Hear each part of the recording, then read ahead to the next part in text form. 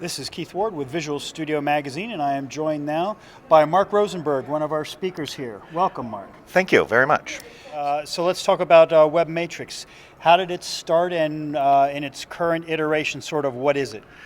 Web Matrix is an easy way for people to develop websites. The idea is for people who don't need Visual Studio and all the bells and whistles that Visual Studio gives you, this gives you a way in that's a little bit easier.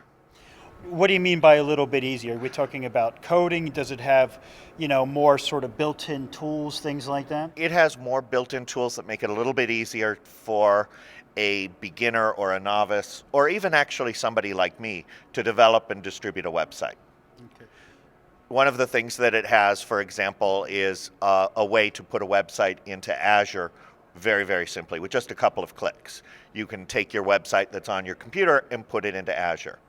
Another feature that Web Matrix has is one that I particularly like, in that it will install all the prerequisites. So let's say you want to make a PHP website, you don't have PHP installed, it will install all the parts of PHP for you, and then you don't have to worry about going through all the prerequisites and making sure it all works. And Visual Studio is a little harder in that way. Okay, so given what you've said, who is the target audience for this? Is it developers? Is it database admins? Is it IT admins who don't want to, mess around with code? What's the sweet spot? Actually, all of those. Really? All of those people. For a developer who needs to get a website up that someone else is going to maintain, they may use Visual Studio for the more complicated parts of it, and then hand it off to somebody who doesn't necessarily have their knowledge, and they'll be able to use Web Matrix to make minor changes to it, change colors. You can do programming on it, but it's not the heavy-duty programming tool that Visual Studio is. Okay, so you're saying it may not have quite the same flexibility that you will get with a higher-level product like Visual Studio? Well, it won't do everything that Visual Studio does, but for websites, it does almost everything you'd need. You get full IntelliSense for your HTML and your CSS, and it works with jQuery, and it works with all the popular tools. With all the popular tools. So how would you describe the learning curve for Web Matrix? The learning curve for Web Matrix is really simple. You can get let's say you wanted to get a WordPress site up. You can, with a few clicks, you can have it installed on your local machine. A couple more clicks, you can install it into Azure. If you want to put it in TFS or Git so that other people can develop it, a couple more clicks, you can do that. So the basics are really, really simple. You can get much more complicated with it. You can do a lot more with it. It essentially has the HTML editor that's probably going to be in the next version of Visual Studio. Oh, really? Okay, wow. So that's pretty nice.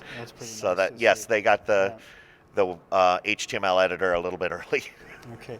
And you don't need any other programs to use this? It's a standalone that you download? It's a standalone download.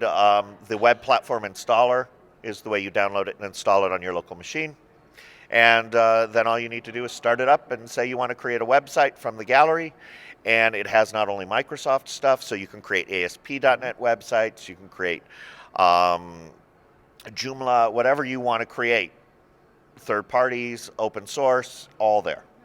Now, you mentioned that this is Web Matrix 3, so what are some of the big changes between this and the previous version? Well, the previous version didn't have the Azure integration piece done as well as it is now. It's done much, much better. When you sign into Web Matrix for the first time, it's going to ask you for a email address and a password, Live ID, and that would be the Live ID, same Live ID, hopefully, that you use in Azure, and then you'll be able to, within a couple of clicks, to be able to upload something into Azure and have it running. Okay, cool. Now, are the UI design tools pretty advanced? Is it something that without a lot of design skills that you can still build a pretty decent looking site? Absolutely. Absolutely. It's got this color picker and all the same tools that someone with Visual Studio has been used to, and that makes it easy to, for picking a color or doing whatever you need to do. Okay, so I've got a 16-year-old son, and he's interested in computers. He doesn't like coding or anything. Is this something that my 16-year-old son could learn how to build a website in a month or less? Absolutely. Really? Probably How long less would than it take you? probably less than a month. Really? For the simple stuff, yeah. Okay. For the simple stuff, way less than a month. If you're talking about maybe going into PHP and having it code stuff, you would need to know more about. But one of the other things it does, it ties in really well with the third-party tools. So let's say we're creating a WordPress site.